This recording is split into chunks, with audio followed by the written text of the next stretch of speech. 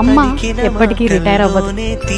తన చేతులు అలసిపోవచ్చు, జుట్టు తెల్లబడచ్చు, కానీ తన పిల్లల కోసం ఆలోచించే హృదయం ఎన్నడూ అలసిపోదు. ఆమె ప్రార్థనలు ఆగవు, ఆమె ప్రేమ తగ్గదు.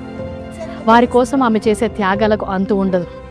ఇల్లు నిశ్శబ్దంగా మారిన, పిల్లలు దూరంగా వెళ్ళినా వారి కోసం తన హృదయం కొట్టుకుంటూ ఉంటుంది. దేవుడు ప్రేమ గురించి వర్ణించినప్పుడు తల్లి ప్రేమతో పోలుస్తున్నాడు. అంతగా ప్రేమించే తల్లిని ప్రేమించడం మాత్రమే కాదు, కానీ గౌరవించాలి, సన్మానించాలి అని ప్రేమతో కూడిన ఆజ్ఞ మనకు ఇవ్వబడింది. నువ్వు ఊరుకో అమ్మా, నీకు అసలు ఏం తెలీదు అని ఒకసారి చికాకు పడుతుంటావు. ఆమెకు తెలిసి ఉండకపోవచ్చు, నీ అంత జ్ఞానం ఉండకపోవచ్చు, కానీ గౌరవం ఇవ్వాలి. నీ తల్లితో ఎలా మాట్లాడుతున్నావు? నీ తల్లి గురించి ఏం మాట్లాడుతున్నావు? నా తల్లి నన్ను అంతగా ప్రేమించే వ్యక్తి కాదని నువ్వు అనుకోవచ్చు, కానీ ఆ తల్లిని సన్మానించాలి, గౌరవించాలి.